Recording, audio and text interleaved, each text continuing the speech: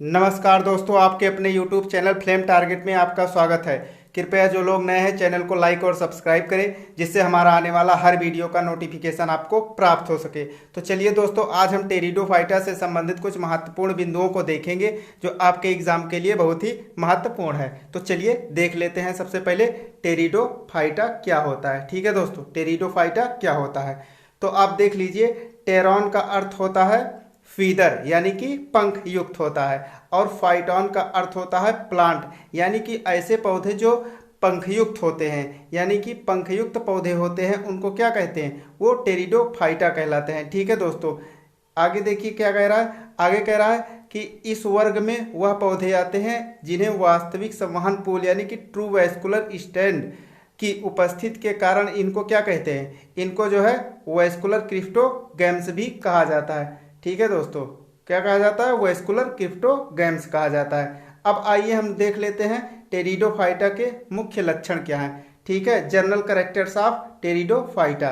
तो पहला पॉइंट क्या कह रहा है कि मुख्य पौधा इसका क्या होता है, बीजाणुविद्ध होता है यानी कि स्पोरोफाइट होता है। यह स्वतंत्र तथा दीर्घजीवी यानी इंडिपेंडेंट एंड लॉन्ग लिव्ड होता है। ठीक है दोस्तों, नेक्स्ट पॉइंट कह रहा है कि यह पौधा वास्तविक जड़, तना तथा पत्तियों से मिलकर बना होता है। किससे बना होता है, जड़, तना और पत्तियों से मिलकर बना होता है। आगे देख लेते हैं क्या कह रहा है।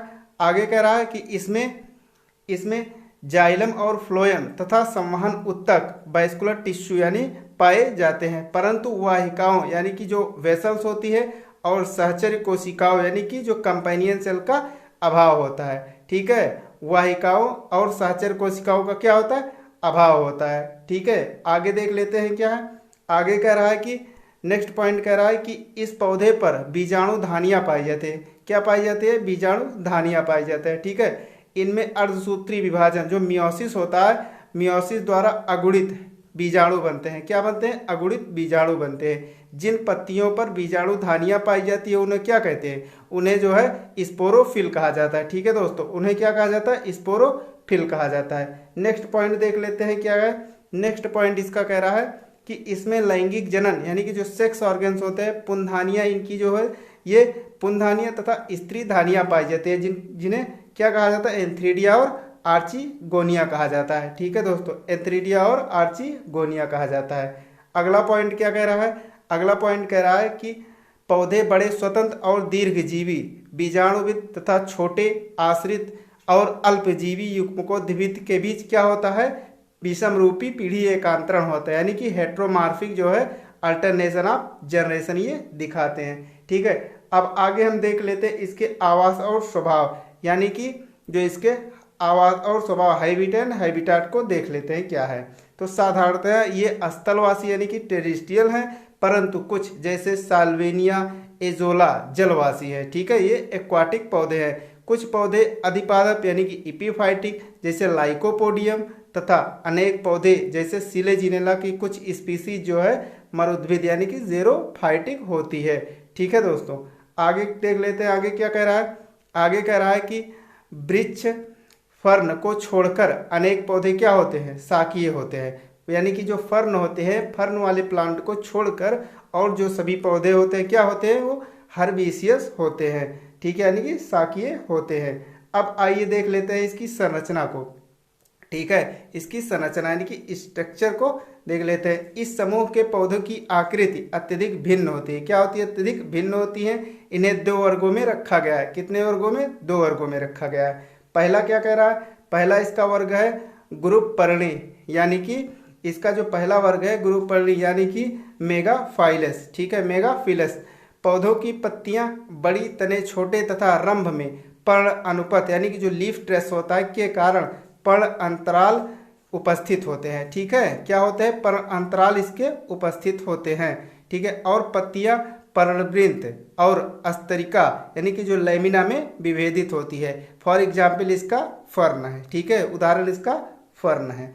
ठीक है, नेक्स्ट कह रहा है, नेक्स्ट इसका कह रहा है कि लघु पर्णी यानी कि माइक्रोफिलस। माइक्रोफिलस पौधों की पत्तियां जो है क्या होती है, छोटी होती है, तने अपेक्षाकृत विकसित होते हैं। मतलब इसमें जो तने होते हैं वो जो है पूर्व से विकसित होते हैं, और इसमें पर्ण अंतराल का अभाव होता है, यानी कि इसमें क्या होता है, पर्ण अंतराल जो पाया जाता है वो इसमें अब्सेंट होता नहीं होता है। ठीक है, उदाहरण के लिए क्लब मासेस और हार्स टेल्स, उदाहरण के लिए क्या है, क्लब मासेस और हार्स टेल्स। ठीक है दोस्तों, अब देख लेते हैं इसके स्ट्रक्चर क्या है। ये सिलेजिनेला का स्ट्रक्चर है, देख लीजिए ये जो है ये सिलेजिनेला है। ठीक है दोस्तों, और आगे देख लेते हैं सिलेजिनेला, ये किसका स्ट्रक्चर, ये जो है मार्सिलिया का है। ठीक है, ये मार्सिलिया है और ये एजोला है। ठीक है दोस्तों, ये थे कुछ इसके स्ट्रक्चर।